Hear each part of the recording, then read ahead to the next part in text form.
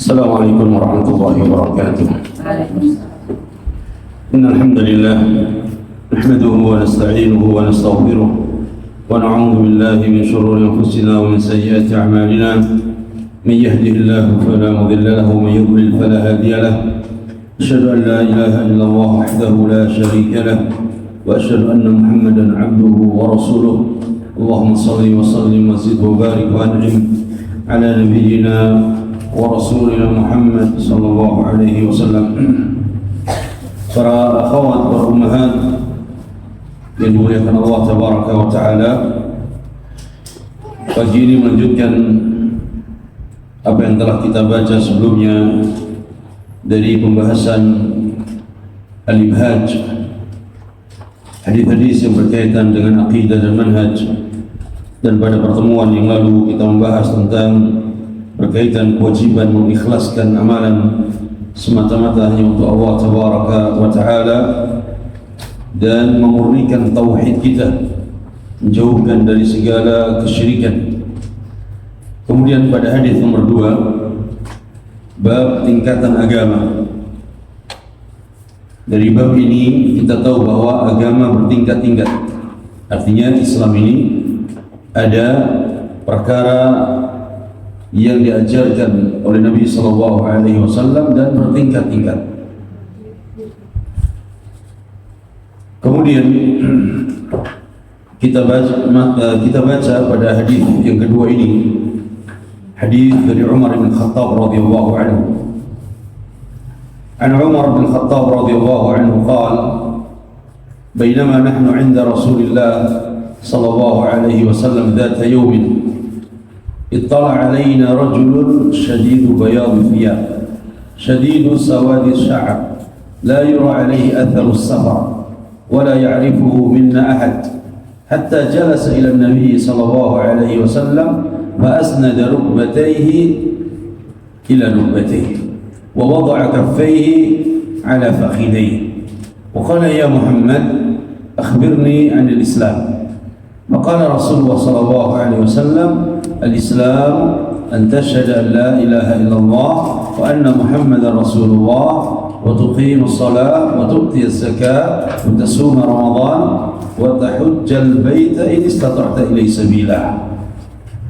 Hadis Umar bin Khattab radhiyallahu taala anhu, beliau bercerita, bainama nahnu 'inda Rasulillah sallallahu alaihi wasallam, suatu hari ketika kami sedang duduk bersama Rasulullah sallallahu alaihi wasallam, ittala alaina rajulun shadidu bayadhi thiyab, datanglah kepada kami seorang yang berpakaian putih bersih, sangat putih, bajunya putih bersih. Shadidu sawadi sya'r, rambutnya sangat hitam, rapi hitam. La yura alaihi atharus safar, dan tidak nampak darinya itu tanda-tanda datang dari safar. Tidak nampak kalau dia itu seorang yang datang dari safar. Karena kalau orang datang dari safar, tentu keadaannya tidak rapi. Artinya dia rambutnya kena angin, kena debu, pakaiannya lusut dan sebagainya. Hatta jalasa ila Nabi sallallahu alaihi wasallam, sehingga orang itu pun mendekat dan duduk kepada Nabi sallallahu alaihi wasallam. Fa asnada rukbatayhi ila rukbatayhi, sehingga dia menyandarkan lututnya kepada lutut Nabi sallallahu alaihi wasallam. Wa wada'a kaffayhi ala fakhidayhi, dan dia meletakkan kedua telapak tangannya di atas kedua pahanya. Wa qala, kemudian orang ini bertanya, "Ya Muhammad, akhbirni 'anil Islam."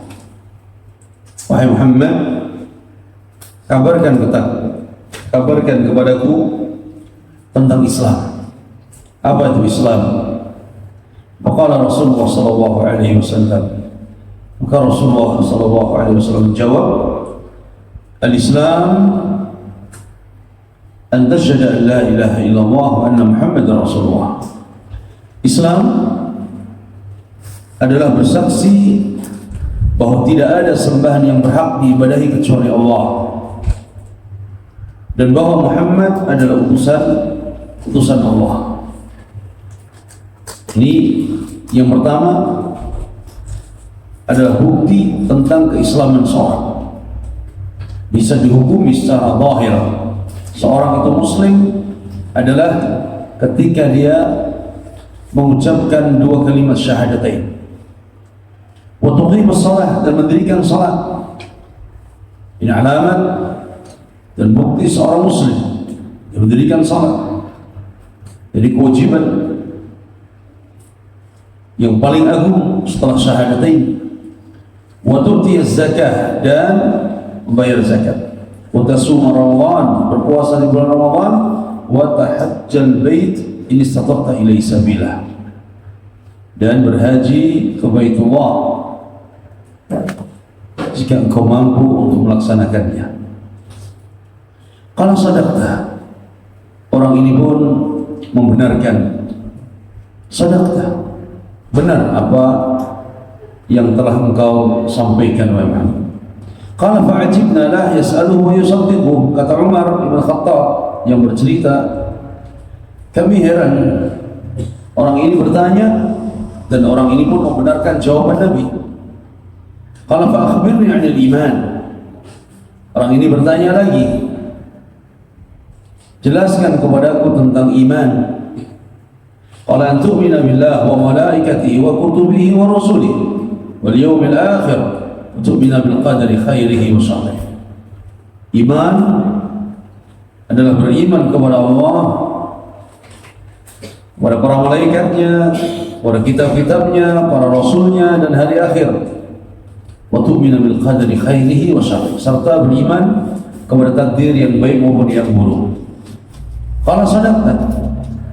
Orang ini pun membenarkan lagi, benar wahai Nabi, benar wahai Muhammad apa yang kau katakan. Qala fa akhbirni 'anil ihsan. Fa akhbirni 'anil ihsan. Orang ini bertanya lagi dengan pertanyaan yang ketiga, jelaskan kepadaku tentang ihsan. Apa itu ihsan? Qala an ta'budallaha ka'annaka tarah fa in lam takun tarah fa innahu yarah. Ihsan adalah engkau beribadah kepada Allah seakan-akan engkau melihat Allah tabaraka wa ta'ala. Maka jika engkau tidak mampu melihatnya, jika engkau tidak melihat Allah, sesungguhnya dia melihatmu. Kita beribadah seakan-akan kita melihat Allah. Ibadah kita diperhatikan oleh Allah. Ihsan, beribadah seakan-akan melihat Allah tabaraka wa ta'ala. Jika tidak bisa, sesungguhnya Allah melihat kita. Kemudian qala fa akhbirni 'anis saah. Orang ini bertanya lagi dengan pertanyaan yang keempat, mal mas'ulu 'anha bi'alam min as-sa'il. Wahai Muhammad, jelaskan kepadaku kapan hari kiamat itu bangkit. Jelaskan kepadaku tentang kebangkitan hari kiamat. Qala mal mas'ulu anha bi'alam min as-sa'il.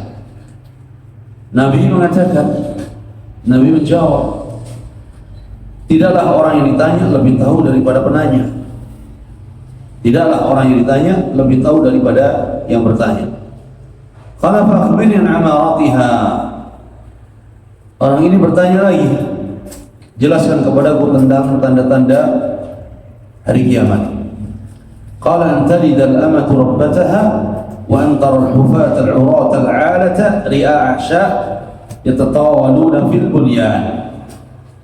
Tanda hari kiamat adalah apabila seorang budak melahirkan anak tuannya, melahirkan tuannya. Apabila budak melahirkan tuannya, wa antara al-hufat al-'urata al-'alata ya'asha yatatawaluna fil bunyan. Dan kau jumpai orang yang tidak beralaskan kaki, orang yang tidak memiliki pakaian, orang yang suka mengembala kambing sebagai pengembala, bukan pemilik, pengembala.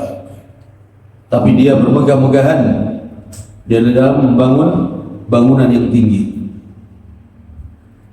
Ini tanda dari tanda hari kiamat.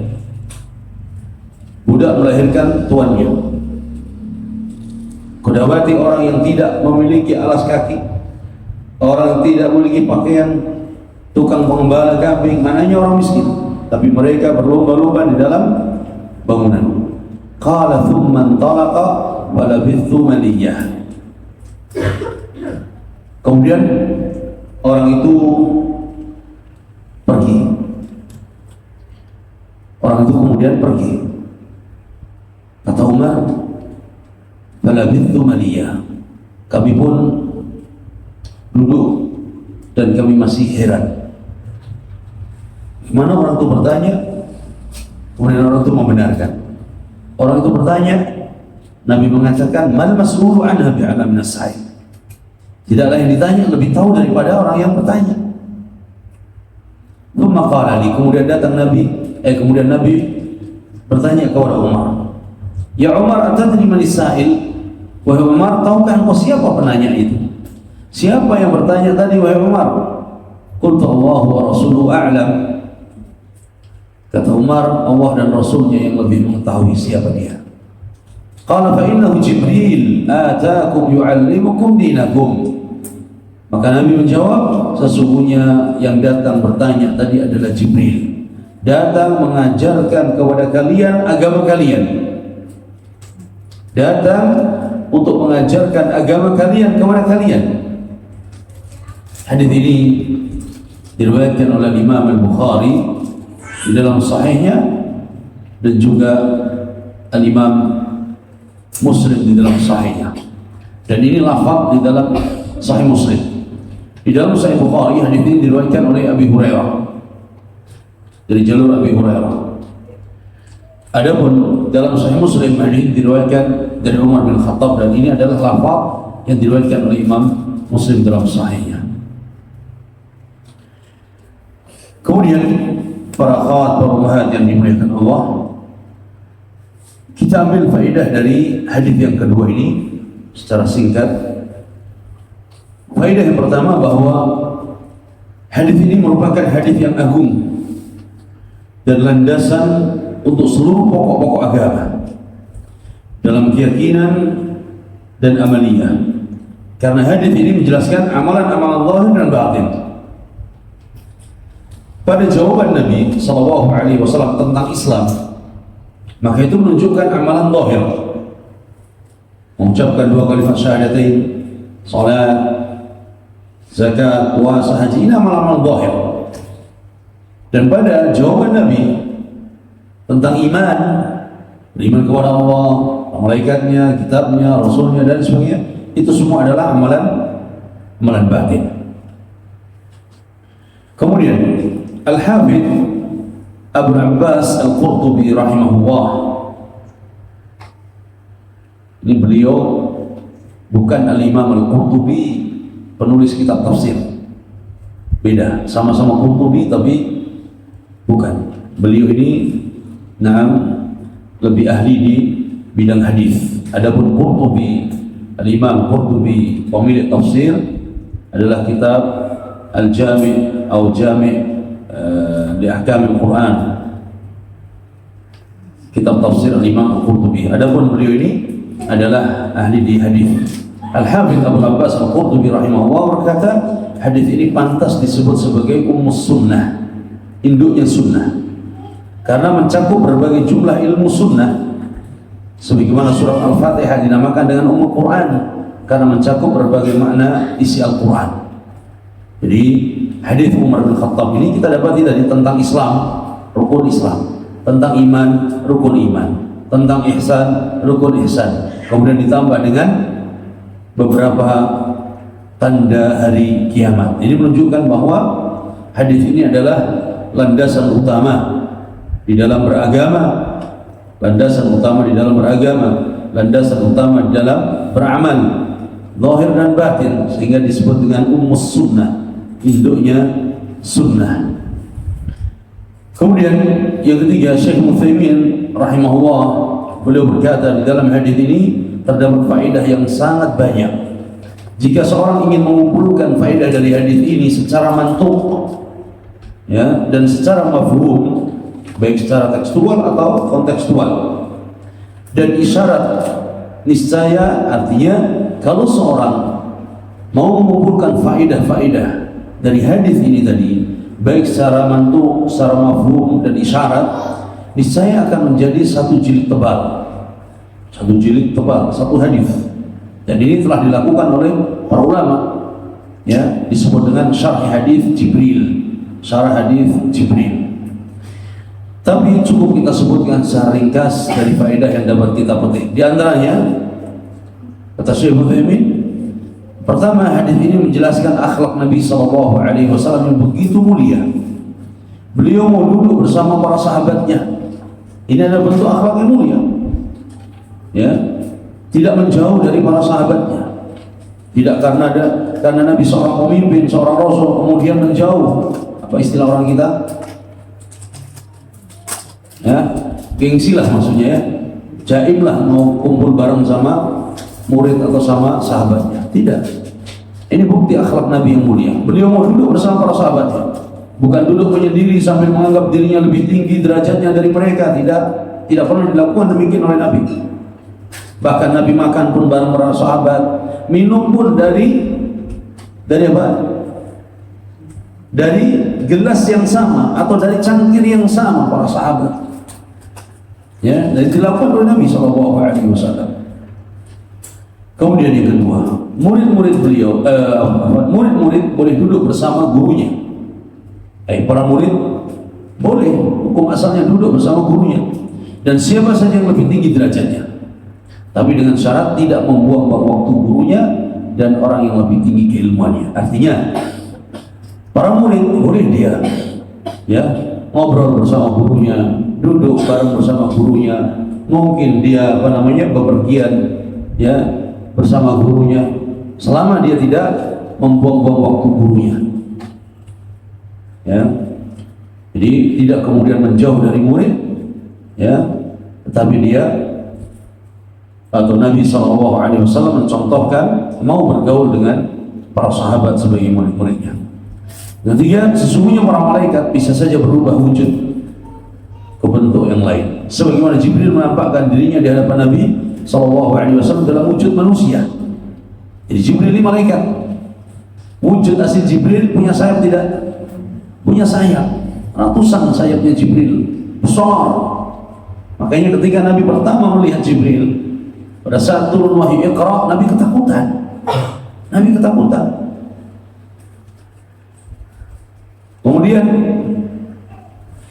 ya, dalam hadis yang lain Nabi melihat Jibril memiliki sayap.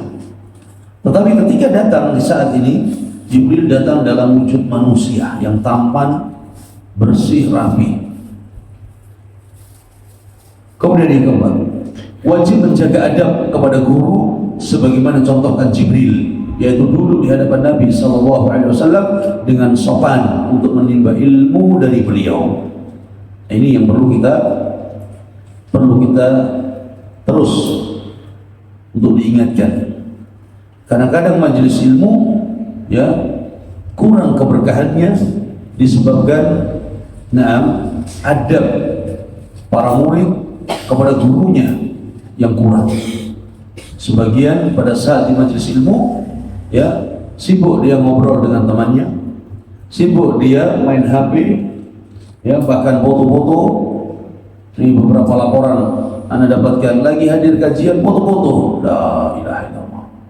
Yang jadi masalah lagi di situ sudah jelas para akhwat, para ummahat, ya, mereka ada yang pakai niqab, pakai cadar, terpaksa harus dibuka karena di majelis ilmu.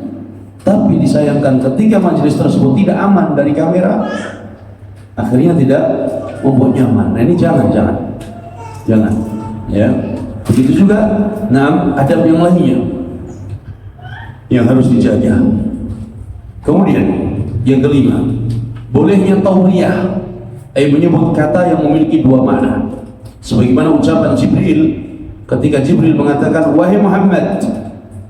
Ketika Jibril mengatakan wahai Muhammad, Ini biasa dipakai oleh orang Badui ketika memanggil Nabi Muhammad, sehingga orang mengira bahwa yang bertanya ini adalah Badui.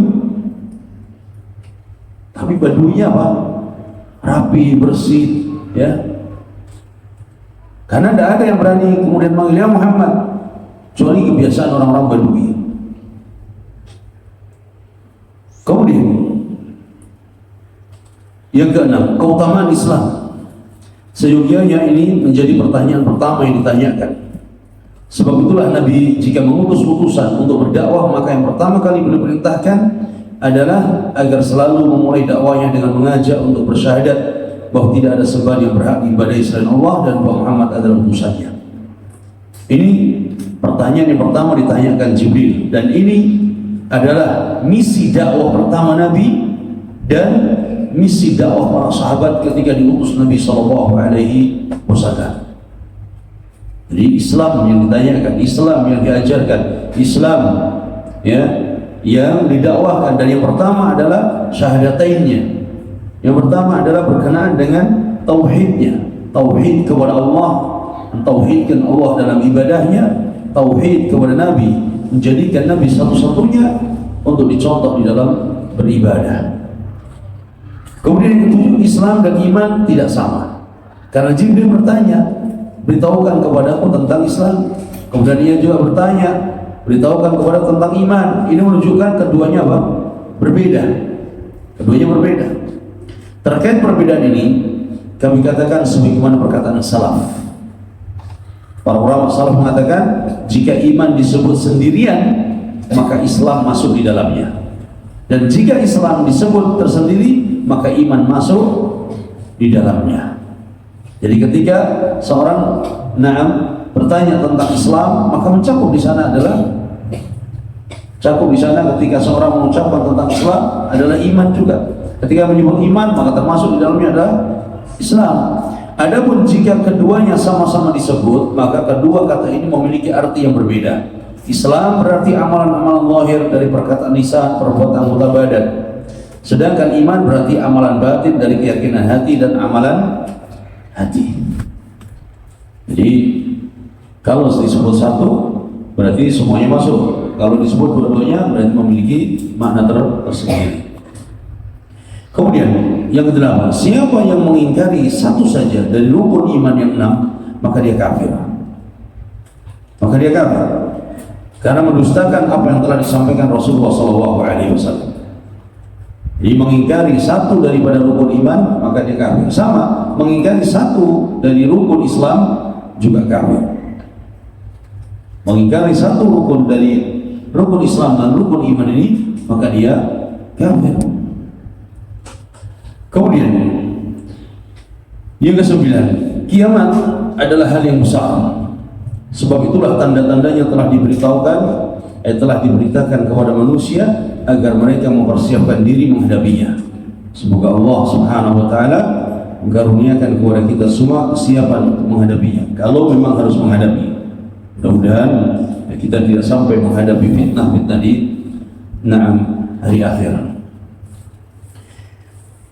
Kemudian yang 10, orang yang bertanya tentang satu ilmu adalah guru bagi orang yang mendengarkan jawabannya.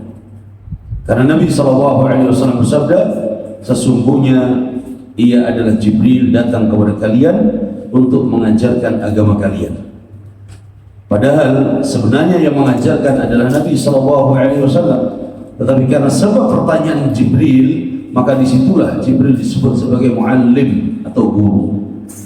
Nabi menyebutkan dalam hadisnya, atakum yu'allimukum dinakum. Yu'allimukum, kalimah yu'allimukum Jibril datang mengajarkan agama kepada kalian. Oleh karena itu, ini termasuk pertanyaan yang dianjurkan ketika seorang, meski dia sudah mengetahui satu hukum tertentu, kemudian dia melihat bahwa sebagian orang belum paham hukum tersebut, boleh dia bertanya. Tujuannya apa? Supaya mendapatkan jawaban, dan dari situlah orang lain bisa mengetahui jawabannya. Karena sebab penanya tersebut, maka orang lain menjadi tahu jawabannya. Ini dibolehkan. Jadi termasuk daripada ta'awun di dalam menyebarkan ilmu sebagaimana dilakukan oleh Jibril pada saat bertanya kepada Nabi sallallahu alaihi wasallam. Dan hadis ini ya seperti yang disebutkan oleh Syekh Utsaimin tadi bahwa faedahnya sangat besar, sangat banyak.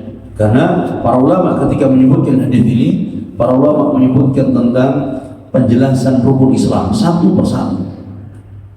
Mulai dari makna syahadat, apa yang dimaksud la ilaha illallah, apa syarat-syarat la ilaha illallah, apa konsekuensi la ilaha illallah, kemudian apa pembatal la ilaha illallah, kemudian masuk syahadat Muhammad Rasulullah, siapa Muhammad, kemudian apa dakwah yang dibawa olehnya, apa kewajiban kita terhadap Muhammad, kemudian dan seterusnya. Jadi satu persatu akan dijelaskan oleh para ulama sehingga hadis ini memiliki banyak kandungan faedah. Masuk dalam sholatnya, bagaimana sholat Nabi SAW, apa saja yang membatalkan sholat, apa yang disunahkan dalam sholat, ya, kemudian zakatnya.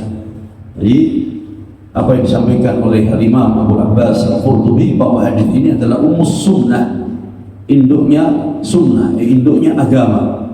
Dari sinilah kita mengetahui rukun Islam, rukun iman. Dan hadis ini perlu untuk diulang-ulang supaya kita faham bahwa Islam ini bertingkat-tingkat. Seorang dikatakan dia muslim, tapi belum tentu dia mukmin. Karena yang tahu bahwa dia benar-benar mukmin ya antara dia dengan Allah. Adapun muslim secara zahir kita menghukumi seorang dia muslim, dia sholat kok, dia muslim, dia mengucapkan syahadatain, tapi mukmin apa benar dia meyakini rukun iman itu semuanya, atau jangan-jangan dia mengingkari salah satu rukun iman? Ini yang tahu. Dia dan Allah Tabaraka wa Ta'ala. Kecuali kita benar tahu dia pernah menyebutkan bahwa rukun iman itu cuma ada 5, berarti dia pengingkaran terhadap salah satu rukun iman. Jadi tingkatan yang lebih tinggi al-iman. Tingkatan yang lebih tinggi lagi, yang paling tinggi adalah ihsan. Ketika seorang hamba ya dalam ibadahnya dia seakan-akan melihat Allah, dan dia tidak mampu, maka dia yakin Allah melihatnya, sehingga dia mengikhlaskan ibadahnya semata-mata hanya untuk Allah Tabaraka wa Ta'ala. Dia merasa diawasi oleh Allah, merasa dilihat oleh Allah Tabaraka wa Ta'ala, maka dia mengikhlaskan ibadahnya hanya untuk Allah Tabaraka wa Ta'ala. Kemudian selanjutnya bahwa hadis ini tadi dijelaskan oleh Nabi SAW, tidak ada yang tahu tentang bangkitnya hari kiamat. Sampai Nabi mengatakan yang bertanya atau yang ditanya tidak lebih tahu dari penanya. Karena kabar bangkitnya hari kiamat, kalaupun itu telah ditentukan oleh Allah dan dikhabarkan oleh Allah, tentu akan melewati Jibril baru kepada Nabi SAW. Tetapi tidak dikhabarkan, kecuali terdapat dalam hadis Nabi SAW bahwa hari kiamat akan bangkit pada hari apa? Hari Jumat. Dalam hadis yang sahih bahwa sebaik-baik hari adalah hari Jumat. Sebaik-baik hari di mana matahari terbit adalah hari Jumat. Di hari Jumat Adam diciptakan oleh Allah. Di hari Jumat Adam dimasukkan ke surga. Di hari Jumat Adam dikeluarkan dari surga. Di hari Jumat hari kiamat dibangkitkan. Tapi kita tidak tahu kapan hari kiamat hari Jumat itu. Yang tahu hanya Allah Tabaraka wa Ta'ala. Ini bantahan kepada mereka para dajjal, para pendusta yang mereka selalu memberikan pernyataan bahwa hari kiamat bangkit tanggal sekian, hari sekian, tahun sekian, tapi ternyata semuanya itu adalah apa? Dusta, dan ternyata kiamat dia yang bangkit duluan. Mereka tadi sebagiannya sampai mampus dan meninggal pada hari kiamat belum datang. Ini supaya kita tidak tertipu dengan orang-orang yang berusaha untuk menyebarkan kedustaan tentang hari kiamat. Kemudian kita masuk pada hadis yang ketiga. Hadis nomor 3 adalah bab dakwah kepada tauhid. Dakwah kepada tauhid. Dalam bab ini kita bawakan hadis Ibn Abbas radhiyallahu anhu. Qala Ibn Abbas radhiyallahu anhu anna Muhammadan anna Mu'adzan عن ابن عباس رضي الله عنه أن معاذا رضي الله عنه قال بعثني رسول الله صلى الله عليه وسلم قال. Diriwayatkan dari Ibn Abbas radhiyallahu anhu bahwa Mu'adz ibn Jabal radhiyallahu anhu beliau berkata, ba'athani Rasulullah sallallahu alaihi wasallam. Rasulullah sallallahu alaihi wasallam pernah mengutusku. Qala, dan Nabi sallallahu alaihi wasallam bersabda, berwasiat, innaka ta'ti qauman min ahli al-kitab fad'uhum ila syahadati an la ilaha illallah wa anni rasulullah. Wahai Mu'adz, aku utus engkau untuk berdakwah, dalam riwayat yang lain ke negeri Yaman. Maka Nabi berwasiat, sesungguhnya engkau akan mendatangi satu kaum dari ahli kitab, al-Yahud dan Nasara. Apa wasiat Nabi? Fad'uhum ila syahadati an la ilaha illallah wa anni rasulullah. Maka ajaklah mereka untuk bersaksi bahwa tidak ada Tuhan yang berhak diibadahi selain Allah dan aku adalah utusan Allah. Ayat pertama yang diwasiatkan Nabi kepada Mu'adz, ajak mereka untuk mengucapkan dua kalimat syahadatain. Fa innahum ata'uka lidzalik fa'alimu anna Allah aftarada 'alaihim 5 salawatin fi kulli yawmin wa lailah. Jika mereka mentaati hal itu, jika mereka sudah mengucapkan dua kalimat syahadatain, maka beritahukanlah kepada mereka tentang apa? Bahwa Allah tabaraka wa ta'ala telah mewajibkan kepada mereka salat 5 waktu dalam setiap hari semalam, dalam sehari semalam.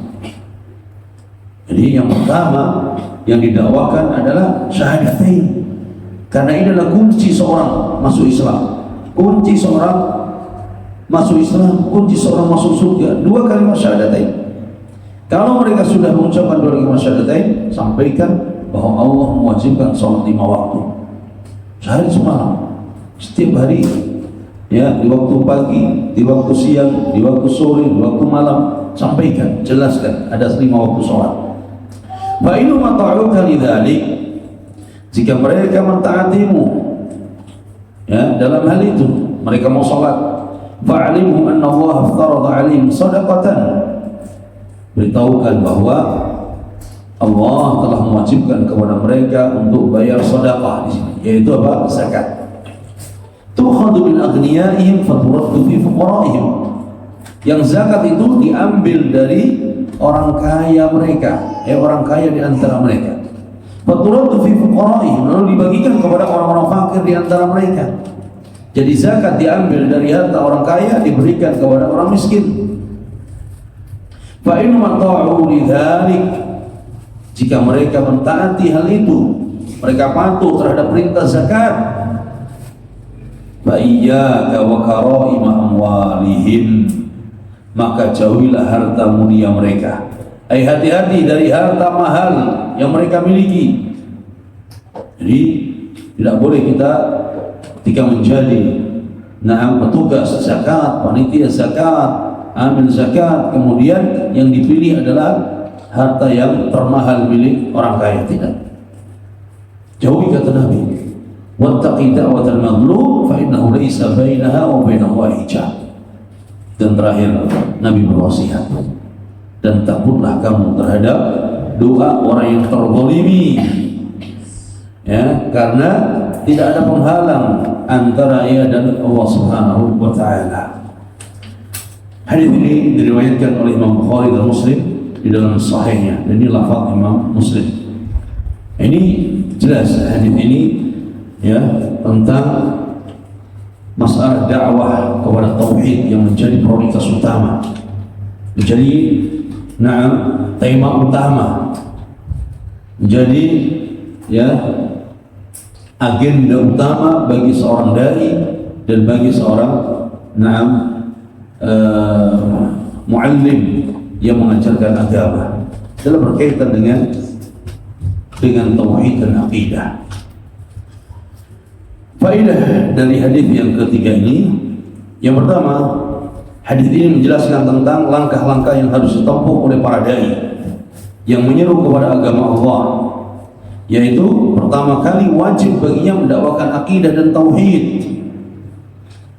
Jangan ia hanya datang kepada manusia seraya mengatakan salatlah, bayarlah zakat, perbaikilah akhlak kalian, jagalah hubungan kalian dengan Allah dengan salat, tahajud atau lainnya dari syariat agama, sedangkan akidah mereka rusak. Jangan.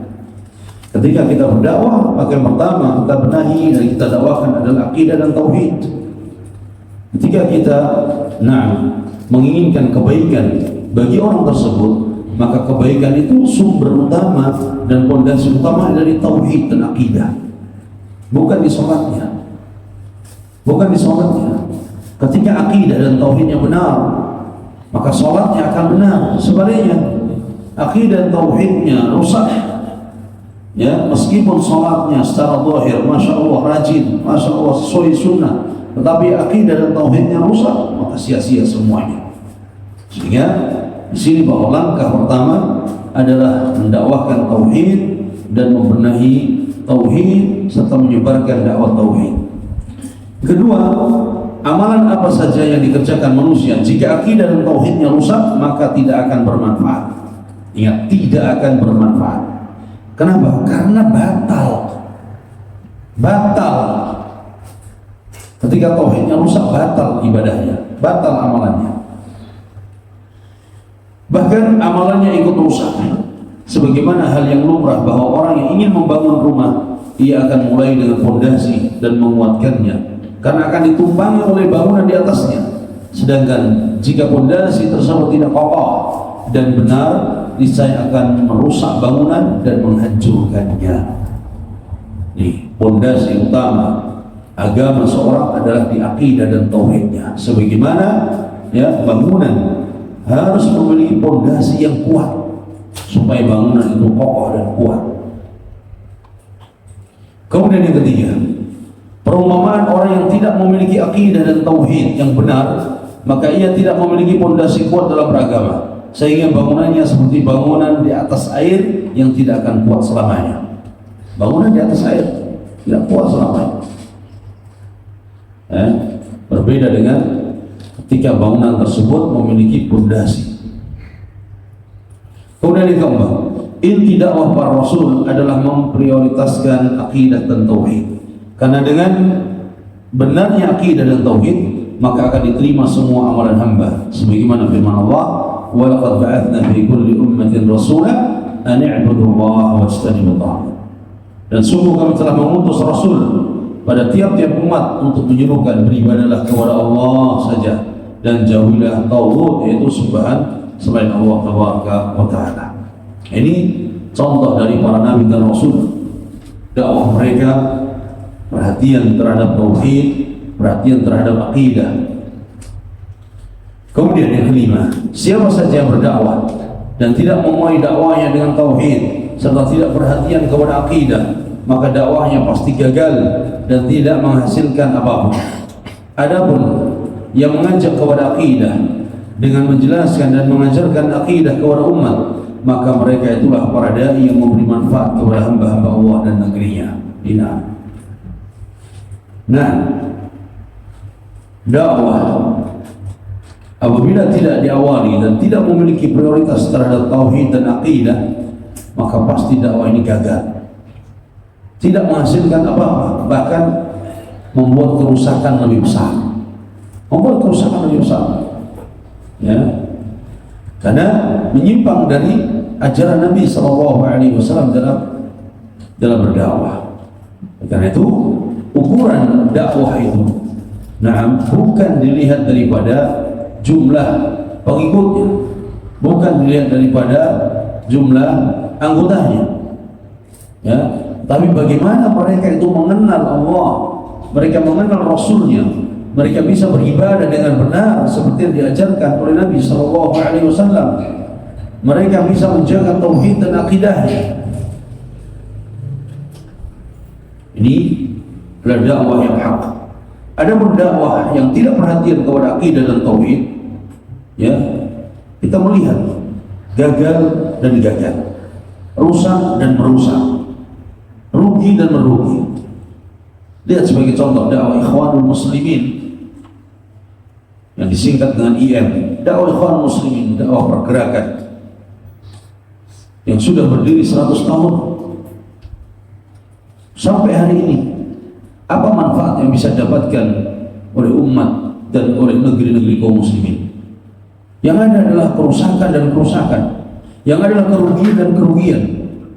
Sehingga sebagian dari ulama kita dan masyayikh kita ketika menyebut Ikhwanul Muslimin, mereka adalah Ikhwanul Muflisin.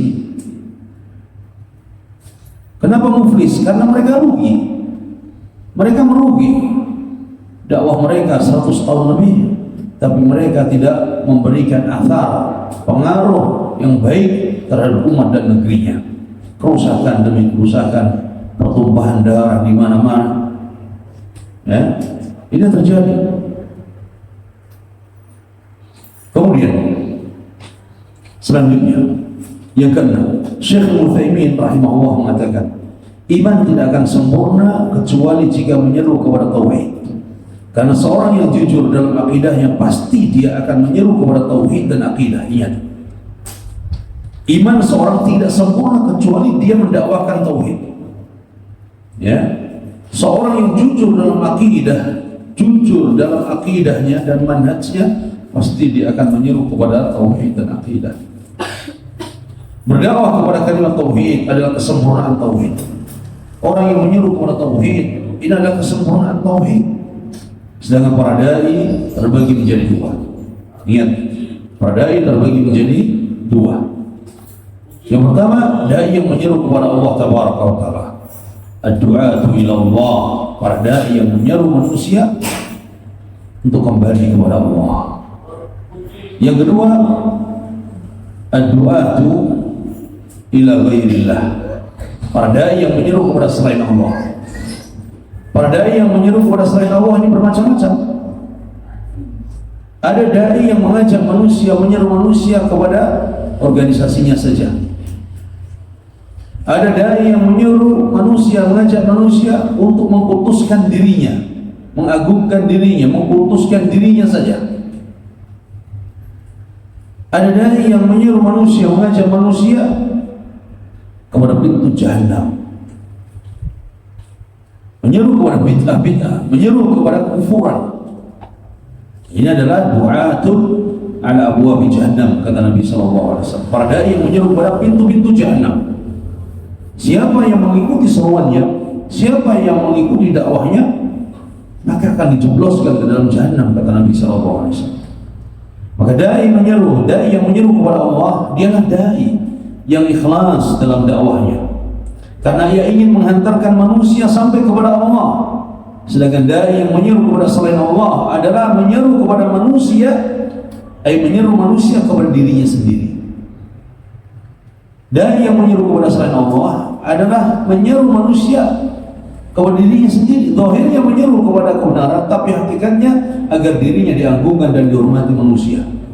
Oleh sebab itu, sebagian orang akan marah jika perintahnya tidak dikerjakan, tapi ia tidak marah jika orang-orang melakukan dosa yang lebih besar dari itu. Jadi ada sebagian dai yang ketika dia dapati umatnya, dia dapati jamaahnya melakukan kemungkaran, dia biarkan. Dia tidak ingkari, dia tidak marah di sana. Tetapi ada dai yang ketika muridnya, ketika jamaahnya tidak menghormati dirinya atau kurang di dalam adabnya, maka dia lebih marah karena merasa dia tidak dihormati. Ini tidak benar. Ini adalah bukti bahwa dai tersebut mengajak manusia kepada dirinya, bukan kepada dakwahnya, bukan kepada ilmunya. Ada juga dai yang menyeru kepada pemimpin, ada dai juga yang menyeru kepada pemimpinnya, sebagaimana terdapat di berbagai negeri. Yang ulamanya menyeru kepada mengagungkan penguasanya meski dalam kemungkaran. Ini ada dai yang memang dia mendakwahkan dan menyerukan manusia untuk mengkultuskan pemimpinnya meskipun dia salah, meskipun dalam kemungkaran. Mereka itulah ulama yang sesat, mereka itulah dai yang sesat karena menyeru kepada selain Allah Tabaraka wa Ta'ala. Ya, tapi bukan berarti kemudian dai yang mengajak untuk sam'u wa ta'ah di bumi seperti demikian, tidak. Karena kita memiliki kaidah bahwa sam'u wa ta'ah, mendengar dan patuh kepada pemimpin bukan secara mutlak, tetapi pada perkara yang itu adalah kebajikan, kebaikan.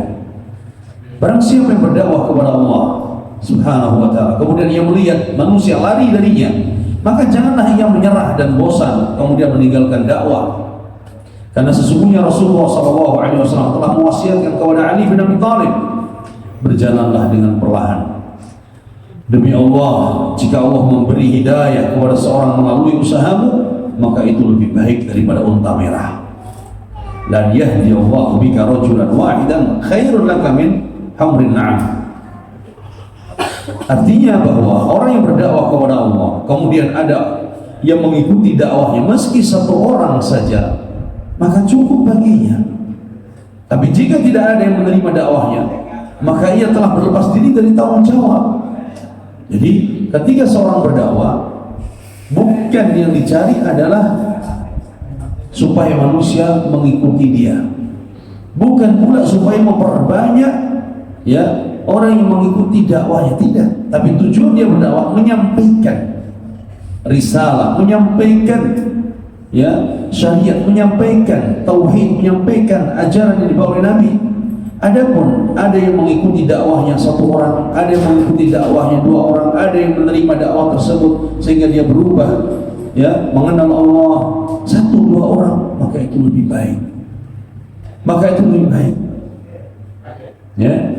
Dan bukan dia kemudian menunggu dengan banyaknya jumlah pengikut sehingga dia harus rela mengorbankan prinsip dakwahnya demi untuk mendapatkan banyaknya pengikut. Tidak demikian. Karena yang Allah perintahkan kepada kita sebagaimana diperintahkan kepada Rasul, balligh ma unzila ilaik, sampaikan apa yang telah Allah turunkan kepadamu wahai Nabi. Maka sampaikan apa yang telah Allah berikan kepada kalian dari Al-Quran dan Sunnah. Adapun hidayah, taufik, tangan Allah Tabaraka wa Ta'ala. Jika Allah berkehendak, Allah jadikan mereka menjadi orang-orang yang mengamalkan dakwah dan menerima dakwah. Jika tidak, maka gugur kewajiban kita telah menyampaikan sudah di hadapan Allah. Kita sudah punya hujah, kami sudah sampaikan, kami sudah dakwahkan. Sebagaimana dalam hadis Nabi mengatakan, dan akan datang seorang Nabi pada hari kiamat nanti yang tidak memiliki pengikut seorang pun. Ya Allah, bahkan Nabi, seorang Nabi, manusia terbaik yang ada di tengah-tengah kaumnya, diutus oleh Allah membawa risalah dakwah, tetapi tidak mendapatkan seorang pun pengikut. Dan dia akan datang di hari kiamat walaysa ma'ahu ahad, tanpa ada seorang pengikut dari umatnya. Apakah gagal dakwahnya? Tidak gagal dakwahnya. Apakah salah dalam berdakwah? Tidak. Nabi tersebut telah menyampaikan dakwah, Nabi tersebut telah menyampaikan perintah Allah, tapi Allah belum berkehendak untuk memberikan taufik dan hidayah kepada kaum Nabi tersebut. Sehingga ukuran bukan pada kuantitas jumlah, bukan itu. Ini harus difahami benar. Maka cukuplah termasuk dakwah kepada al-haq dan mengingatkan manusia dari bahaya kebatilan adalah menjelaskan kepada manusia bahwa ini benar dan itu batil berdasarkan dalil sahih. Karena jika manusia diam dari kebenaran dan membenarkan kebatilan, maka dengan berjalannya waktu akan berubah, kebenaran dianggap sebagai kebatilan dan kebatilan dianggap sebagai kebenaran. Ini disampaikan oleh Syekh Utsaimin rahimahullah taala bahwa seorang dai dia harus paham prioritas dakwahnya dan tujuan dakwahnya. Tujuannya adalah memberikan hidayah, menyampaikan hidayah. Bukan tujuan adalah tajbih, mengumpulkan manusia dan kemudian fungsi dakwahnya.